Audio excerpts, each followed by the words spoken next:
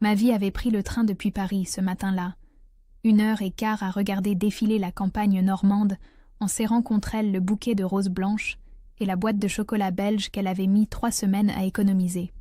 Chaque fois que le train s'arrêtait dans une petite gare, elle avait senti son estomac se nouer un peu plus. Rouen se rapprochait, et avec lui tout ce qu'elle avait fui il y a des années.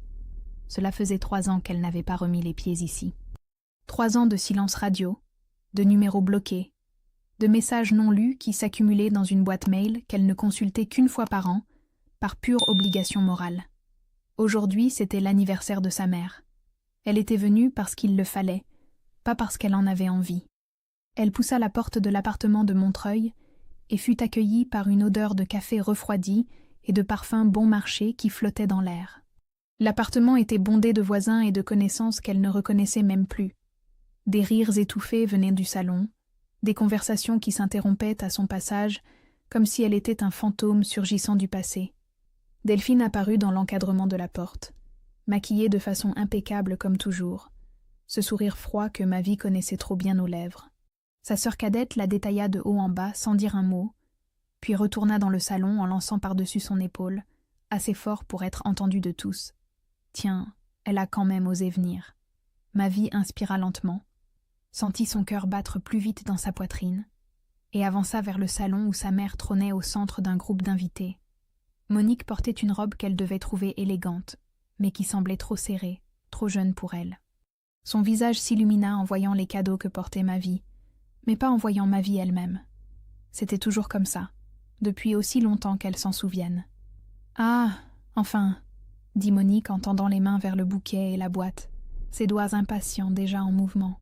« Tout le monde, regardez ce que ma fille m'a apporté. » Mavi sentit son cœur se serrer dans sa poitrine. Pas de bonjour, pas de comment vas-tu après 3 ans sans nouvelles.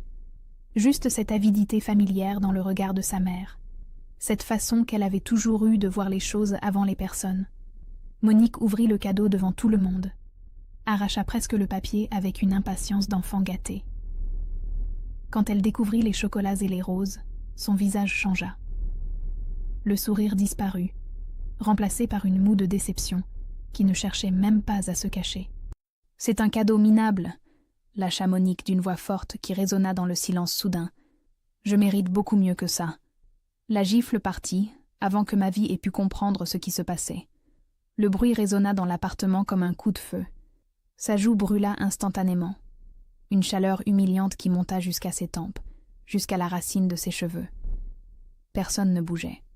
Les invités détournèrent le regard, gênés mais complices par leur silence, comme s'ils assistaient à une scène normale, acceptable, une simple correction maternelle qui ne les concernait pas.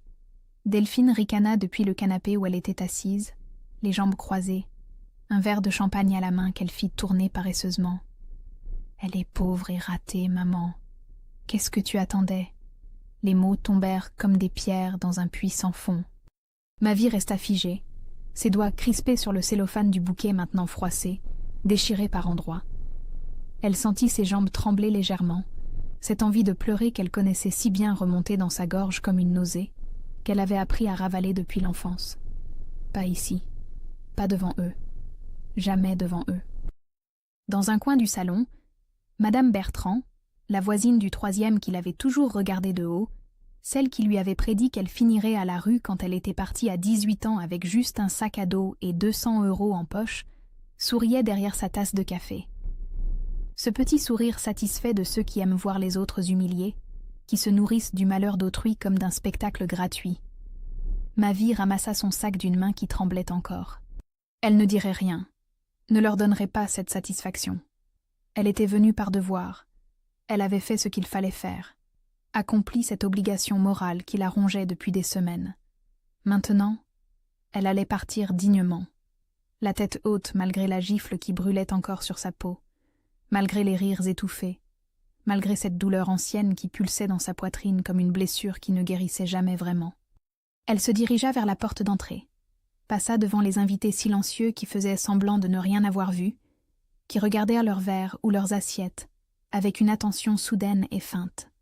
Derrière elle, elle entendit sa mère reprendre la conversation comme si de rien n'était, ce ton léger et faux qu'elle utilisait toujours en société pour masquer la toxicité qui coulait dans ses veines. Mavi avait presque atteint la porte. Sa main touchait déjà la poignée froide quand la sonnette retentit. Delphine bondit du canapé avec un cri de joie qui contrastait violemment avec l'atmosphère lourde et étouffante qui régnait encore. « Ah, c'est Maxime !» Elle se précipita vers la porte, ses talons claquant sur le parquet comme des coups de marteau, et ouvrit en grand avec un sourire éclatant qui transformait complètement son visage. Un homme entra, la trentaine, élégant dans son costume sobre de couleur grise, portant un bouquet immense de lys blanc et une bouteille de champagne millésimée qui devait coûter plus cher que tout ce que Mavi gagnait en une semaine de travail acharné. Il embrassa Delphine distraitement sur la joue, salua Monique d'un signe de tête poli et distant. Puis son regard tomba sur Mavi, figée près de la porte comme une statue de sel, la joue encore rouge et marquée, les yeux brillants de larmes retenues qui menaçaient de déborder à chaque battement de cils. Il fronça les sourcils, la dévisagea pendant quelques secondes, qui semblèrent durer une éternité. « Pardon, » dit-il lentement, d'une voix grave et posée qui portait dans le silence soudain. « On s'est déjà rencontrés ?» Le silence dans l'appartement devint presque palpable. Maxime restait immobile près de l'entrée, son regard passant de Mavi à Delphine, puis de nouveau à Mavi, comme s'il essayait de résoudre une équation complexe dont les éléments ne correspondaient pas. Delphine s'accrocha à son bras avec une possessivité nerveuse, son sourire éclatant vacillant légèrement aux commissures. « C'est ma sœur, » dit-elle rapidement, trop rapidement, d'une voix qui montait dans les aigus. Elle fait des petits boulots de déco par-ci par-là, rien de très intéressant. Tu sais comment c'est, la famille. Mais Maxime ne l'écoutait plus vraiment. Il continuait de fixer Mavi avec cette expression de concentration intense, ses yeux plissés comme s'il regardait à contre-jour. Mavi voulait partir, disparaître, s'effacer de cette scène humiliante, mais quelque chose dans son regard la clouait sur place. Ce n'était pas de la pitié qu'elle y voyait, ni du mépris. C'était de la reconnaissance. « Attendez », dit-il en se dégageant doucement de l'étreinte de Delphine. Il fit 2 pas vers Mavi, la tête légèrement penchée sur le côté. « Je vous connais. J'en suis certain maintenant. » Monique se leva de son fauteuil, visiblement agacée que l'attention ne soit plus centrée sur elle et ses cadeaux. « Maxime, chéri, viens donc t'asseoir. Delphine nous a tellement parlé de toi. Nous sommes ravis de... » « Monsieur Laurier, » coupa Maxime, et sa voix résonna dans le salon comme une cloche. « C'est vous, n'est-ce pas, Mavi Laurier ?» Le nom tomba dans le silence, comme une pierre dans un lac. Mavi sentit tous les regards se tourner vers elle, vit le visage de Delphine blanchir progressivement, celui de Monique se figer dans une expression de confusion totale. Elle hocha imperceptiblement la tête, incapable de prononcer un mot, sa gorge serrée comme dans un étau. « Mon Dieu !» continua Maxime en secouant la tête avec un mélange d'incrédulité et de quelque chose qui ressemblait à de l'admiration. « Delphine, tu ne m'avais jamais dit que ta sœur était architecte d'intérieur. On s'est rencontrés il y a 8 mois pour le projet de la villa à Lyon. Nous avons eu 3 réunions ensemble. Je me souviens parfaitement de vous maintenant. » Il se tourna vers l'assemblée médusée, son ton devenant presque professoral. « Madame Laurier utilise ses initiales professionnellement, monsieur Laurier. Je n'avais jamais fait le lien avec votre nom de famille, Delphine. Vous m'aviez dit que votre sœur... » Il hésita, cherchant visiblement ses mots avec délicatesse. « Vous m'aviez donné une impression très différente de sa situation. » Delphine ouvrit la bouche, la referma, ressemblant soudain à un poisson hors de l'eau. « Je ne savais pas que... Mavi n'a jamais dit qu'elle... » « Parce que vous ne m'avez jamais demandé, » dit enfin Mavi d'une voix basse mais claire qui porta dans toute la pièce. C'était la première fois qu'elle parlait depuis son arrivée, si on excluait les salutations minimales. « Cela fait 3 ans que nous ne nous parlons pas vraiment. Comment auriez-vous su quoi que ce soit sur ma vie ?» Monique se rassit lourdement, son visage passant par une succession d'expressions contradictoires. « Tu travailles vraiment avec Maxime ? Dans l'architecture ?» Maxime sortit son téléphone de sa poche avec un geste fluide. « Pas seulement avec moi. Monsieur Laurier a une excellente réputation dans le milieu.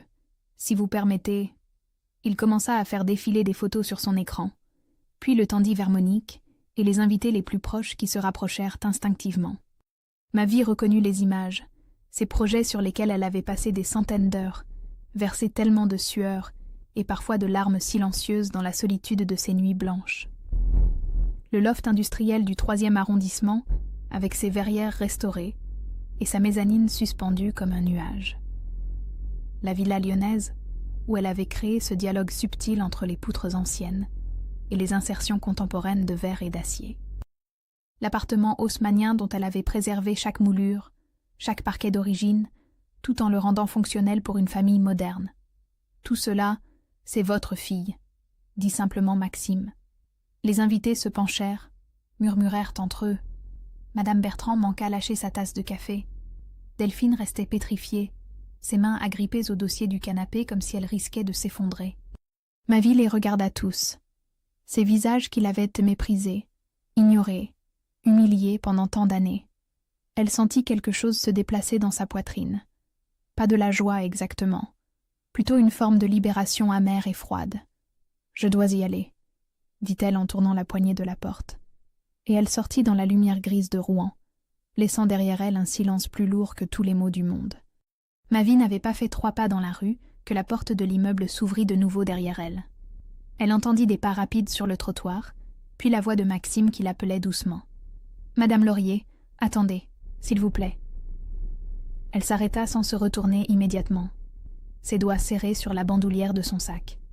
Une partie d'elle voulait continuer à marcher, rejoindre la gare, prendre le premier train pour Paris et oublier que cette matinée avait jamais existé.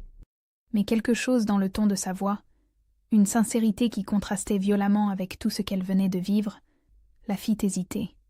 Elle se retourna lentement. Maxime se tenait à quelques mètres, les mains dans les poches de son costume, l'air presque embarrassé. Derrière lui, à travers la fenêtre du rez-de-chaussée, elle pouvait voir les silhouettes des invités agglutinés, observant la scène comme on regarde un film dont on a raté le début. « Je suis désolé », dit-il en s'approchant prudemment, comme si elle était un animal blessé risquant de s'enfuir. « Je ne savais rien de tout cela. Delphine ne m'avait jamais parlé de vous, enfin, pas de cette façon. Elle m'avait dit que vous aviez coupé les ponts il y a des années, que vous étiez instable. » Mavi laissa échapper un rire bref et sans joie. « Instable, bien sûr. C'est plus simple que d'admettre qu'elle ne supportait pas que je refuse de continuer à jouer mon rôle de faire-valoir. » Maxime hocha lentement la tête, son regard glissant vers la fenêtre puis revenant vers elle. « Je vais rentrer lui dire que c'est terminé entre nous. Pas à cause de vous, » ajouta-t-il rapidement, en voyant l'expression de Mavi se durcir. « Mais parce que je viens de comprendre qui elle est vraiment. Ce que j'ai vu là-dedans, cette cruauté gratuite, cette façon que votre mère avait de... » Il s'interrompit, secoua la tête. « Je ne peux pas être avec quelqu'un qui trouve ça normal. »« Faites ce que vous voulez, » dit Mavi d'une voix plus froide qu'elle ne l'aurait voulu. « Mais ne m'utilisez pas comme excuse, et surtout ne me mêlez pas à vos histoires de couple. Je ne suis pas une arme dans vos conflits. » Elle tourna les talons et se dirigea vers la rue principale, vers la gare qui était sa seule pensée claire dans le brouillard de colère et d'épuisement qui l'envahissait. Cette fois, il ne la suivit pas. Elle marcha vite, presque sans voir les rues familières de Rouen qu'elle avait tant détestées pendant son adolescence, ces pavés qu'elle avait juré de ne jamais refouler. Dans le train qui la ramenait vers Paris, Mavi s'assit près de la fenêtre et regarda défiler la campagne normande dans l'autre sens. Ses mains tremblaient encore légèrement. Elle sortit son téléphone de son sac, le regarda s'allumer et découvrit une avalanche de notifications. 47 appels manqués, 23 messages vocaux, des dizaines de SMS de Delphine et de Monique. Elle les effleura du doigt sans les ouvrir, sentant monter en elle une vague de dégoût mêlée de quelque chose qu'elle mit du temps à identifier, de la culpabilité. Cette vieille culpabilité programmée depuis l'enfance, celle qui lui soufflait qu'elle était responsable de la colère de sa mère, des larmes de sa sœur, de tout ce qui n'allait pas dans cette famille dysfonctionnelle. Le paysage défilait derrière la vitre.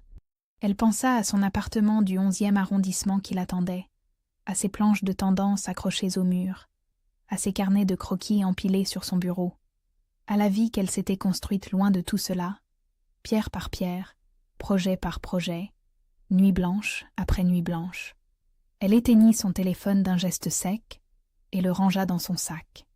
Puis, elle ferma les yeux appuya sa tête contre la vitre froide, et pour la première fois depuis qu'elle était montée dans le train ce matin, elle se permit de pleurer. Pas des larmes de joie ou de triomphe, juste de l'épuisement pur, simple, absolu. Elle avait fait ce qu'il fallait faire. Elle était venue, elle avait tendu la main une dernière fois, et maintenant, elle pouvait partir pour de bon. Cette pensée, aussi douloureuse soit-elle, portait en elle une forme de soulagement qui ressemblait presque à de la paix. Le train filait vers Paris, vers sa vraie vie, loin de Rouen et de tout ce qui l'étouffait depuis toujours. Mavi arriva chez elle en fin d'après-midi, épuisée comme si elle avait couru un marathon. Son appartement du 11e arrondissement l'accueillit dans sa lumière douce et familière. Ce petit 60 mètres carrés qu'elle avait aménagé avec soin. Chaque objet choisi, chaque couleur pensée. C'était son refuge, son sanctuaire, le seul endroit au monde où elle se sentait vraiment chez elle. Elle posa son sac, enleva ses chaussures, et s'effondra sur le canapé sans même allumer les lumières. Le silence de l'appartement l'enveloppa comme une couverture. Dehors, Paris vivait sa vie de samedi après-midi, mais ici, dans ces 4 murs qui portèrent la trace de son travail et de ses rêves, elle pouvait enfin respirer. Son téléphone vibra dans son sac. Encore et encore. Elle l'ignora, ferma les yeux, et laissa les souvenirs remonter malgré elle. Après le divorce, quand Mavi avait 12 ans, Monique avait déménagé de la région parisienne à Rouen, en prétextant un nouveau départ, un coût de la vie plus abordable. En réalité, elle fuyait l'échec de son mariage, les regards des voisins, tout ce qui lui rappelait qu'elle n'avait pas réussi sa vie comme elle l'avait rêvé. Et cette amertume, cette rage contre le destin qui l'avait trahie, elle l'avait déversée sur Mavi pendant des années. Rouen était devenue une prison, une ville moyenne, où tout le monde se connaissait, où les rêves semblaient en rétrécir au fil du temps, comme des vêtements qu'on lave trop souvent. Mavi passait ses journées à dessiner des maisons imaginaires, des espaces de lumière et de liberté, pendant que sa mère lui répétait qu'elle se prenait pour quelqu'un qu'elle n'était pas, que les filles de divorcés ne construisèrent pas des châteaux. Elle survivait. Delphine, elle, était la préférée. La petite dernière, celle qui ne posait pas de questions embarrassantes, qui souriait gentiment et qui ne demandait rien d'autre que d'être aimée. Mavi avait appris très tôt que l'amour de sa mère était conditionnel, qu'il fallait le mériter en étant exactement ce qu'elle voulait qu'on soit. Et comme elle n'y arrivait jamais, elle avait arrêté d'essayer. À 17 ans, elle avait gagné un concours d'architecture organisé par son lycée. Un projet de reconversion d'une ancienne usine en centre culturel, des heures de travail, de croquis, de maquettes faites à la main. Le jour de la remise de prix, elle avait attendu que sa mère vienne. Elle avait gardé une chaise vide à côté d'elle pendant toute la cérémonie. Monique n'était jamais venue. Elle avait préféré accompagner Delphine à un anniversaire chez une copine. Le lendemain de ses 18 ans, Mavi avait pris le premier train pour Paris avec un sac à dos, 200 € économisés en faisant du babysitting et une détermination qui ressemblait à du désespoir. Elle avait dormi sur le canapé de son amie Inès pendant 2 ans. Cette fille rencontrée dans un café où elle avait trouvé un poste de serveuse pour payer ses études du soir. Les premières années avaient été difficiles. Elle enchaînait les petits projets mal payés, les clients qui refusaient de la prendre au sérieux parce qu'elle était jeune et femme, le syndrome de l'imposteur qui la réveillait la nuit en lui murmurant qu'elle n'était pas assez bonne, qu'elle ne serait jamais assez bonne. Mais elle avait tenu. Elle s'était accrochée à ses rêves comme à une bouée de sauvetage. À 25 ans, la galeriste Madame Chen lui avait donné sa chance. Un appartement à refaire dans le Marais. Mavi y avait mis toute son âme, toute sa créativité contenue. Le résultat avait été si beau que Madame Chen l'avait recommandé à 3 de ses amis. Et c'est comme ça que tout avait commencé. Doucement, projet après projet, recommandation après recommandation. À 28 ans, elle avait adopté le pseudonyme Monsieur Laurier. Les clients fortunés préféraient croire qu'il travaillait avec un homme. Elle avait détesté cette nécessité, mais elle avait fait ce qu'il fallait pour survivre dans un milieu qui ne lui faisait pas de cadeaux. Maintenant, à 31 ans, elle gagnait entre 90 et 110 000 € par an. Elle n'était pas riche, pas de la manière dont Delphine et sa mère devaient l'imaginer maintenant, mais elle vivait confortablement de son art. Et surtout, elle était libre. Mavi ouvrit les yeux dans la pénombre de son salon. Elle se leva, alla chercher dans sa bibliothèque un vieux carnet qu'elle n'avait pas ouvert depuis des années, celui qu'elle remplissait à 15 ans, avec ses dessins maladroits de la maison de ses rêves, pleine de lumière et de grandes fenêtres ouvertes sur le ciel. Elle le feuilleta lentement, touchant du doigt ces pages jaunies qui sentaient encore l'encre et l'espoir. Sur la dernière page, elle avait écrit une phrase qu'elle avait oubliée. « Un jour, je construirai des maisons pour les gens qui rêvent. » Son téléphone vibra encore. Cette fois, elle le sortit de son sac et regarda l'écran. 47 appels manqués. Elle éteignit l'appareil complètement. Demain, elle déciderait quoi faire. Ce soir, elle avait juste besoin de silence. Pendant 3 jours, Mavi laissa son téléphone éteint. Elle se réfugia dans le travail, comme elle l'avait toujours fait quand le monde extérieur devenait trop lourd à porter. Elle avait un projet en cours pour un couple de médecins à Bordeaux, une maison de ville à transformer en cabinet médical, tout en préservant l'intimité de leurs espaces de vie à l'étage. Elle passa ses journées à dessiner, à ajuster ses plans, à chercher le mobilier parfait, se perdant dans ces détails qui la maintenaient à flot. Le mercredi soir, elle ralluma finalement son téléphone. L'écran explosa littéralement de notifications. 63 appels manqués, 37 messages vocaux, des dizaines de SMS et d'emails. Elle commença à les parcourir, et l'évolution du ton la frappa comme une gifle supplémentaire. Les premiers messages de Delphine étaient de larmoyants, presque pathétiques. « Pourquoi tu ne m'as jamais dit que tu avais réussi? On aurait pu être fier de toi. Rappelle-moi, s'il te plaît. Il faut qu'on parle. » Puis, il devenait accusateur. « Tu as tout manigancé avec Maxime, c'est ça? Tu voulais me ridiculiser devant tout le monde? Tu es vraiment une garce. » Et enfin, menaçant. « Maman fait de l'hypertension à cause de toi. Si elle tombe malade, ce sera ta faute. » Mavi sentit la culpabilité familière remonter dans sa gorge comme de la bile. Cette vieille programmation qui lui murmurait qu'elle était responsable, qu'elle aurait dû faire autrement, qu'elle blessait les gens par son simple refus de se plier à leurs attentes. Elle appela Inès. Elles se retrouvèrent 1 heure plus tard dans un café près du canal Saint-Martin. Inès l'écouta raconter toute l'histoire sans l'interrompre, ses yeux de psychologue attentifs et calmes derrière ses lunettes rondes. Quand Mavi eut terminé, Inès posa sa tasse de thé et la regarda droit dans les yeux. « Elle ne s'excuse pas de t'avoir humiliée, » dit-elle doucement mais fermement. Elle panique parce qu'elles viennent de perdre le contrôle du récit. Pendant des années, tu étais la ratée, celle qui avait échoué, et elle pouvait se sentir supérieure. Maintenant qu'elles savent que tu as réussi sans elle, elles ne supportent pas. « Et si maman est vraiment malade ?» demanda Mavi, détestant d'entendre cette petite voix inquiète dans sa gorge. « Ce n'est pas ta responsabilité, » répondit Inès. « Tu n'es pas celle qui l'a giflée devant 20 personnes. Arrête de porter leur poids. » En rentrant chez elle ce soir-là, Mavi trouva un email dans sa boîte professionnelle. L'expéditeur était Maxime. Le message était court, sobre, purement professionnel. Il avait un nouveau projet. La transformation d'une ancienne imprimerie de 800 mètres carrés à Montreuil en espace culturel hybride. Un lieu qui mêlerait café-librairie, galerie d'art et espace de coworking. Il cherchait un architecte d'intérieur capable de respecter le patrimoine industriel tout en créant de la chaleur humaine. Il pensait à elle. Budget 180 000 €. Aucune référence à Delphine. Aucune mention de ce qui s'était passé à Rouen. Juste une proposition professionnelle nette et directe, avec un cahier des charges en pièces jointes. Mavi relut l'email 3 fois. Une part d'elle voulait refuser, ne pas se mêler à tout ce chaos familial.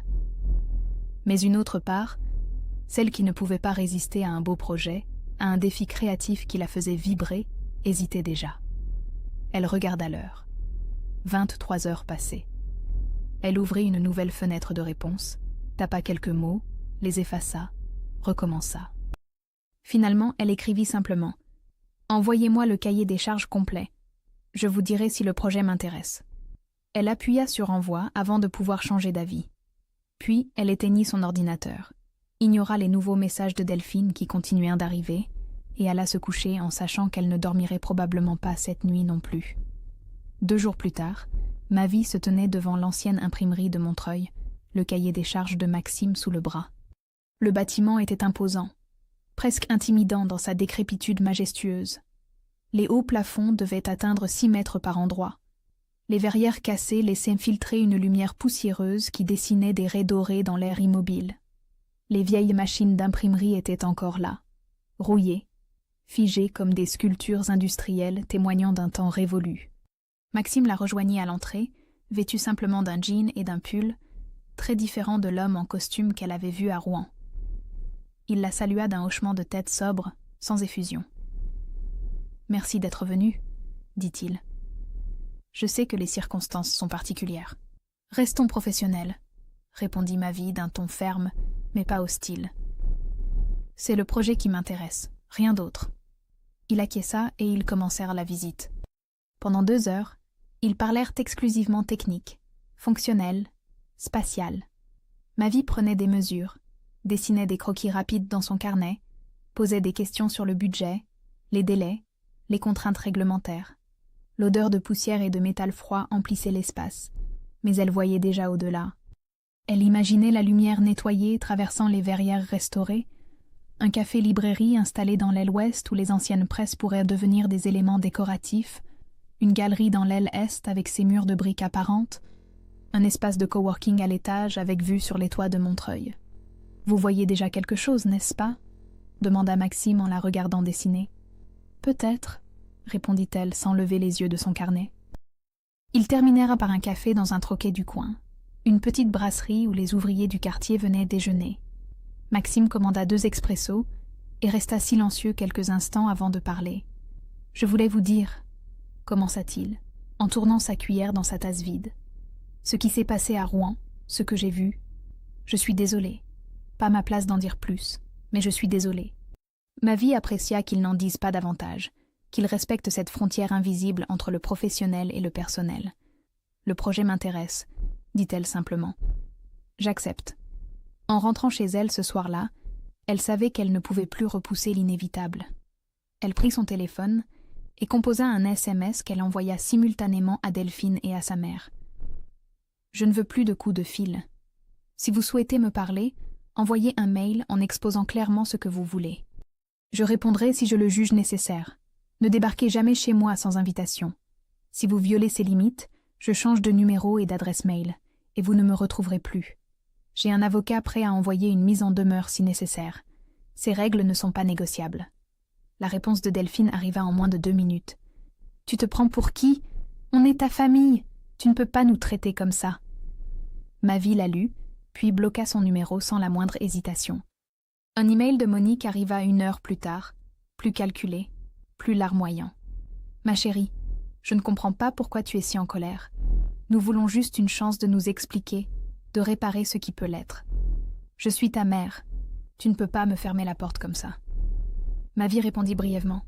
« J'accepte un déjeuner dans 3 mois, à Paris, en terrain neutre. D'ici là, silence total. Si vous me contactez ne serait-ce qu'une fois avant cette date, l'invitation est annulée définitivement. Votre choix. » Elle envoya le message et éteignit son téléphone.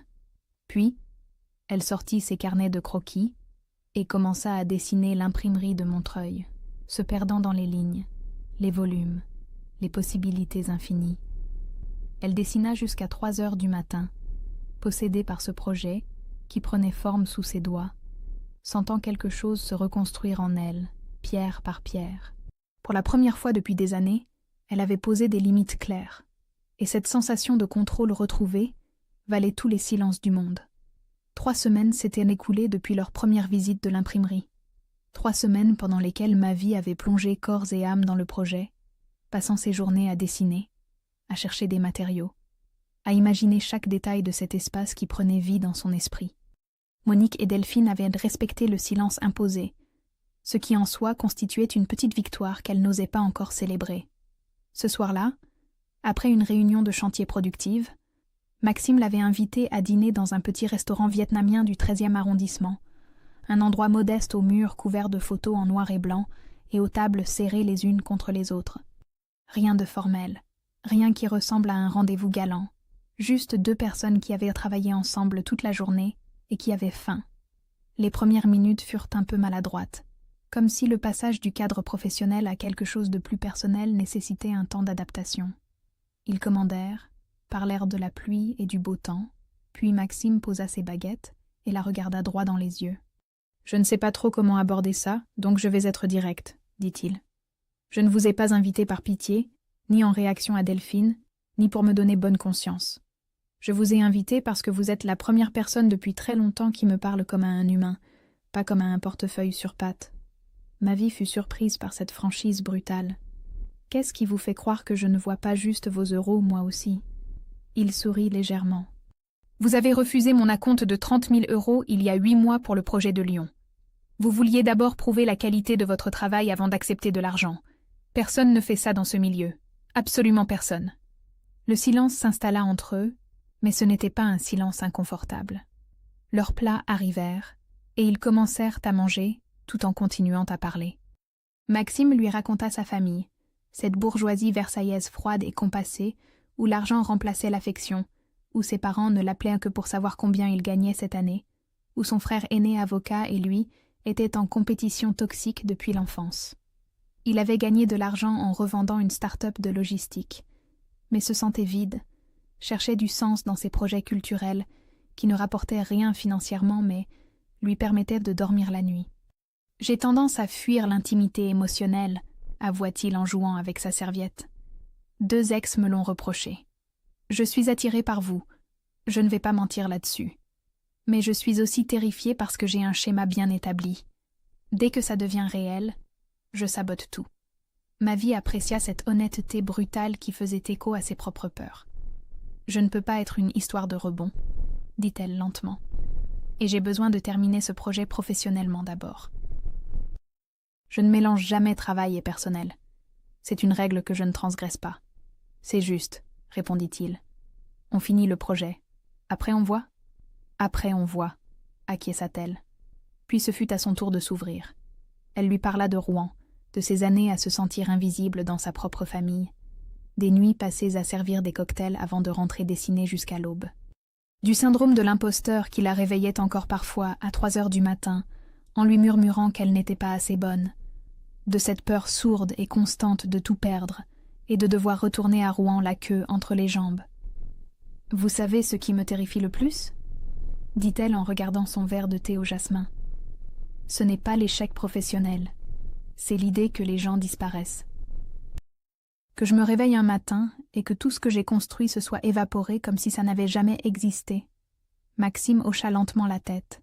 « Je pars peut-être 3 mois dans la Silicon Valley l'année prochaine, pour réfléchir à de nouveaux projets, rencontrer des investisseurs. » Ma vie sentit quelque chose se serrer dans sa poitrine, cette vieille peur de l'abandon qui remontait comme une marée. Elle ne dit rien, mais il perçut le changement dans son regard. « Mais ce n'est qu'une possibilité, » ajouta-t-il. « Et si je pars, je ne disparais pas.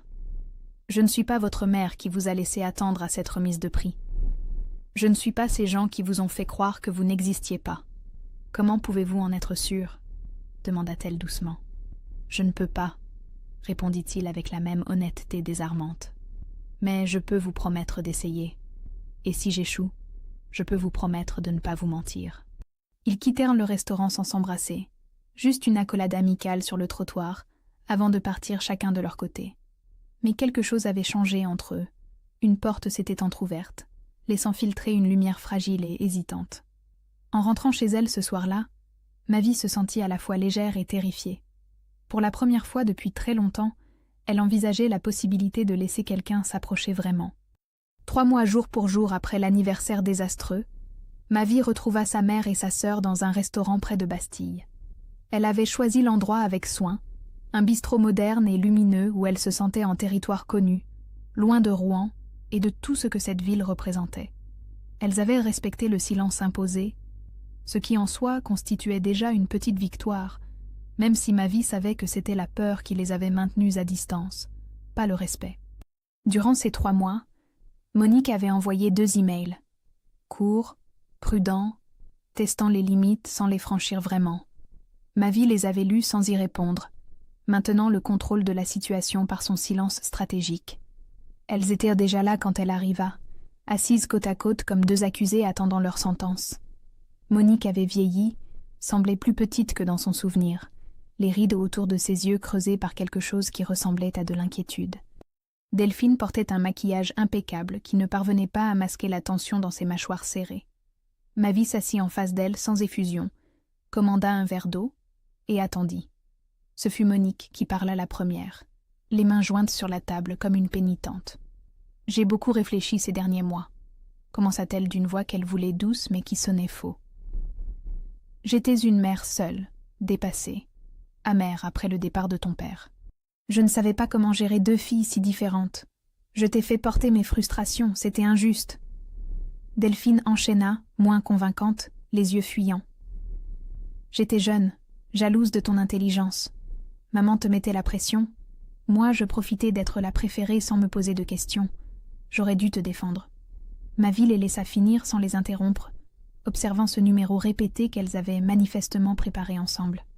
Quand le silence retomba, elle posa calmement sa serviette sur ses genoux et les regarda l'une après l'autre. « Vous regrettez quoi exactement ?» demanda-t-elle d'une voix neutre. « De m'avoir humiliée ? Ou d'avoir découvert que je n'avais pas besoin de vous pour réussir ?» Le silence qui suivit fut glacial. Monique ouvrit la bouche, la referma. Delphine tritura sa serviette nerveusement. « Maman !» continua Mavi sans élever la voix mais sans détourner le regard non plus. « Tu n'étais pas juste dépassée. Tu m'as dit à 16 ans que je finirais seule parce que j'étais trop compliquée. Tu as ri quand j'ai gagné le concours d'architecture au lycée. Tu as dit que c'était pour les gosses de riches qui se prenaient pour quelqu'un. Tu n'es même pas venue à la remise de prix. » Monique essaya de l'interrompre. « J'avais... » Delphine avait un anniversaire chez une copine, termina Mavi. « Je sais. Et toi, Delphine, tu n'étais pas juste jeune. Tu as 26 ans maintenant. Tu es adulte depuis des années. Tu as posté sur les réseaux sociaux 3 jours après la fête que tu avais toujours su que j'irais loin. » Mensonge éhonté. Delphine tenta la carte de la victimisation, les larmes montant aux yeux. « J'ai souffert aussi. Maman me mettait une pression énorme pour réussir mes études, être parfaite, représenter la famille correctement. » Mavi la regarda longuement, et quelque chose passa dans son regard, une reconnaissance fugace. Oui, Delphine avait souffert aussi, différemment, utilisée comme trophée, exhibée, objectifiée. Mais ce n'était pas comparable. L'une avait eu faim émotionnellement, l'autre avait été gavée d'une affection toxique. Les deux faisaient mal, mais pas de la même manière. « Tu as souffert d'être la favorite ?» dit-elle simplement, sans cruauté mais sans pitié non plus. Le silence retomba, lourd, irrespirable. « Voici ce que je propose, » reprit Mavi après avoir bu une gorgée d'eau. « Je ne vais pas couper définitivement les ponts, mais il y a des règles. Contact minimal, uniquement par mail, sauf urgence vitale réelle. Pas de débarquement surprise, jamais. Pas de demande d'argent, pas de drame public. Pas de post sur les réseaux sociaux me mentionnant. Si vous violez une seule fois ces limites, c'est terminé, sans retour possible. » Monique acquiesça rapidement, presque avec soulagement, les mains tremblantes. Delphine serra les dents, mais finit par hocher la tête elle aussi. Elles avaient trop peur de perdre complètement l'accès pour négocier. « Je ne cherche ni revanche ni relation fusionnelle », conclut Mavi en se levant. « Juste la paix. » Elle paya sa part, laissa un pourboire généreux, et sortit du restaurant sans se retourner. Dehors, l'air de Paris lui parut plus léger qu'il ne l'avait été depuis des mois. Elle avait fermé une porte sans la claquer. Et cette nuance faisait toute la différence. 6 mois plus tard, l'ancienne imprimerie de Montreuil vibrait de vie et de lumière. L'inauguration avait attiré des journalistes spécialisés, des professionnels de l'architecture, des créateurs locaux, tous venus découvrir cette transformation qui faisait déjà parler d'elle dans le milieu. Les verrières restaurées laissaient entrer une lumière dorée de fin d'après-midi qui se reflétait sur les anciennes machines d'imprimerie conservées comme des sculptures. Le café-librairie bourdonnait de conversations animées, la galerie exposait les œuvres d'artistes émergents et l'espace de coworking à l'étage offrait une vue magnifique sur les toits de Paris. Mavi se tenait légèrement en retrait, vêtue d'une robe simple mais élégante, observant les gens circuler dans cet espace qu'elle avait rêvé, dessiné, construit. Inès était venue, radieuse de fierté. Madame Chen, la galeriste qui lui avait donné sa première chance, s'était déplacée spécialement. Quelques clients fidèles échangeaient avec elle, admirant son travail. Maxime monta sur une petite estrade improvisée et demanda l'attention de l'assemblée. « Je veux saluer le talent visionnaire de l'architecte qui a su comprendre l'âme de ce lieu et le transformer sans le trahir, » dit-il simplement, son regard trouvant celui de Mavie dans la foule. Monsieur Laurier a créé ici non pas un projet, mais un lieu vivant. Il lui tendit la main pour qu'elle le rejoigne. Mavie hésita une seconde, puis monta à ses côtés. Pour la première fois publiquement, elle allait révéler son identité complète. « Je m'appelle Mavie Laurier », dit-elle d'une voix claire qui porta dans tout l'espace. « J'ai utilisé mes initiales pendant des années parce que dans ce métier, être une jeune femme sans diplôme d'une grande école, c'est être invisible. Aujourd'hui, je choisis de me montrer. » Les applaudissements furent sincères, chaleureux. Au fond de la salle, discrètes, presque invisibles, se tenaient Monique et Delphine. Elles avaient demandé par mail, poliment, si elles pouvaient venir. Mavie avait accepté. Elles ne s'approchèrent pas, ne cherchèrent pas à attirer l'attention. À la fin, alors que la foule commençait à se disperser, Monique s'avança timidement. « C'est magnifique, » dit-elle simplement, les yeux brillants. « Tu es magnifique. » Mavie hocha la tête. « Merci. » Pas d'embrassade, pas de larmes de réconciliation. Juste cette reconnaissance minimale, cette trêve fragile et distante. Delphine resta en retrait, n'osant même pas s'approcher. Mavie croisa son regard une seconde. Il eut quelque chose qui ressemblait à du regret. Elle hocha imperceptiblement la tête. Ce n'était pas du pardon, juste une forme d'acceptation silencieuse que les choses étaient à ce qu'elles étaient. Madame Bertrand était également venue, amenée par Monique dans une tentative maladroite de rapprochement. Elle s'approcha avec un sourire mielleux, lui tendit sa carte de visite. « Ma fille rénove un appartement à Neuilly. Elle a besoin d'une architecte talentueuse. » Mavie regarda la carte, puis Madame Bertrand, cette femme qui lui avait prédit un avenir à la rue. Elle sourit poliment. « Je suis complète jusqu'en 2027. Bonne soirée, Madame Bertrand. » Elle s'éloigna, laissant la voisine médusée avec sa carte à la main.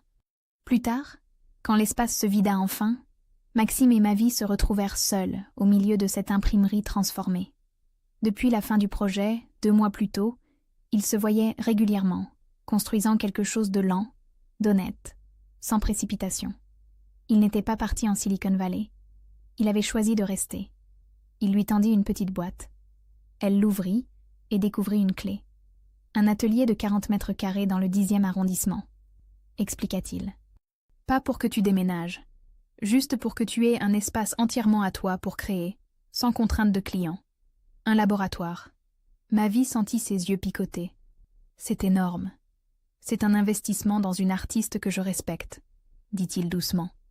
Et accessoirement, dans quelqu'un que j'aime. Elle sourit. Accessoirement? Ils s'embrassèrent simplement, sans dramaturgie, 2 personnes qui se choisissaient lucidement. Seule dans l'espace vide après son départ, Mavie sortit de son sac ce vieux carnet qu'elle avait gardé de Rouen, celui avec ses dessins d'adolescente. Elle regarda la maison de ses rêves dessinée à 15 ans, puis leva les yeux vers ce qu'elle avait créé autour d'elle. Ce n'était pas la même maison.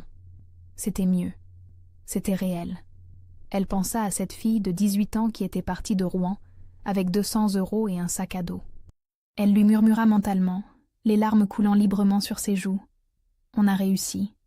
Pas malgré eux, pas grâce à eux. Juste nous. Elle ferma le carnet, éteignit les lumières une à une, et sortit dans la nuit parisienne. Demain commencerait un nouveau projet. Demain était à elle.